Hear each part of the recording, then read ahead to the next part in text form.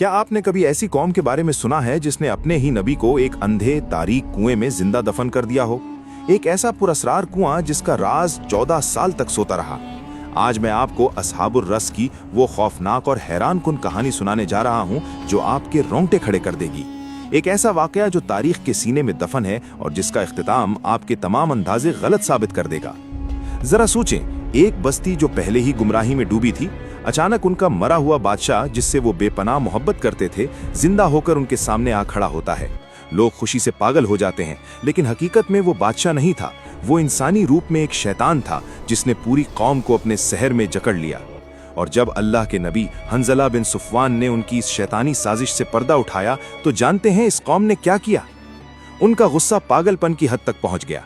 उन्होंने अपने नबी को पकड़ा और बेरहमी से एक गहरे खुश्क कुएं में फेंककर ऊपर से एक भारी चट्टान रख दी। मुकम्मल अंधेरा, घुटन और मौत का खामोश इंतजार। लेकिन इस जालिम बस्ती में एक गरीब स्याह फाम गुलाम था जिसका दिल रोशनी से भरा था। वो रोजाना चुपके से अपनी जान खतरे में डालकर जंगल से लकड़ियां काटता, उन्हें बेचता और उस चट्टान के सुराख से नबी को खाना और पानी पहुंचाता। फिर एक दिन कुदरत का ऐसा अजूबा हुआ जिसने तारीख का धारा बदल दिया। वो गुलाम लकड़ियां काटकर थक कर एक दरख्त के नीचे सो गया। ये कोई आम नींद नहीं थी। अल्लाह ने उस पर ऐसी नींद तारी की जो 1 या 2 दिन नहीं, पूरे 14 साल तक मुहित थी।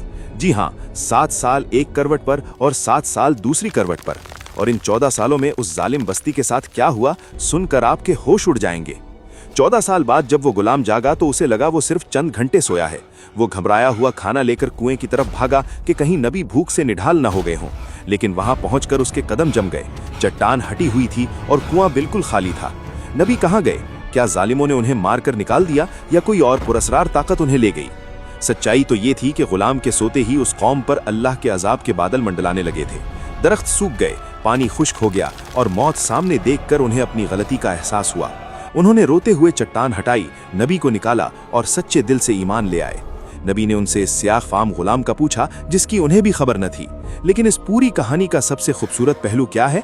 नबी करीम सल्लल्लाहु अलैहि वसल्लम ने फरमाया कि जन्नत में सबसे पहले दाखिल होने वाला शख्स वही स्याह फाम गुलाम होगा। अब आप मुझे कमेंट्स में बताएं कि क्या आपको लगता है कि आज के दौर में कोई इतना बहादुर हो सकता है जो अपनी जान पर खेलकर हक का साथ दे?